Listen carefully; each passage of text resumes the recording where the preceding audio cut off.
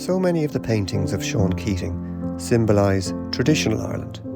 Subject matter depicting turf gatherers, fishermen and women, very much the hard-working people of rural Ireland that helped to shape our Irish identity. This picture, Eliza Doolittle in Dublin, is very different. This is all about the great city of Dublin, its people and its buildings.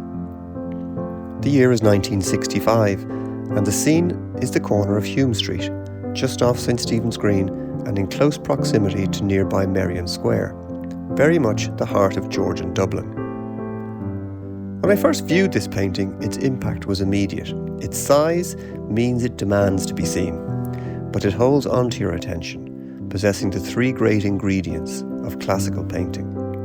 Firstly, we have the portrait in the form of the beautiful Eliza, whose eyes in this case never leave the viewer. The tint of emerald green around the eyes, perhaps Keating's nod to a proud Irish culture. Secondly, the still life, evident in the seasonal daffodils that provide great colour, but also impasto texture to the picture. And finally, the landscape. In this case, not the traditional west of Ireland, but to the great Georgian architecture of central Dublin.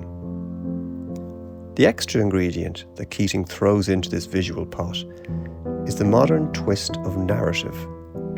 In this case, the theatrical reference to George Bernard Shaw's play Pygmalion and the attempt by Professor Higgins to turn a common flower seller into a society lady, an attempt that ultimately failed. The figure in this picture holds great presence, clearly a proud Irish woman. Keating used Shaw's message to highlight a bigger issue, and Dr. Emer O'Connor expands on this in the catalogue note, detailing the plans to demolish several Georgian buildings on Hume Street and Stephen's Green that led to the occupation of the buildings. And on the 7th of June 1969, the occupiers were removed by force in an action that became known as the Battle of Hume Street. Sean Keating's son Justin, by then a Labour TD, was among the large crowd that gathered in support of the occupiers and echoed the feelings of many when he said, "Large areas of Georgian Dublin are looked on by people all over the world as being not just a treasure to the Irish people, but as a treasure to world architecture.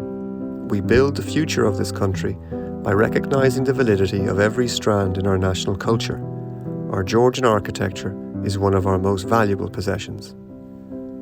Irish artist Kerry Clark recently called to our gallery, and when he saw this picture hanging, he remembered it instantly, for Keating had taught him when at the National College of Art on Merrion Square in the mid-60s. He could clearly remember it sitting on an easel in the artist's studio alongside the fresh daffodils brought in. It had the same impact then as it still does today.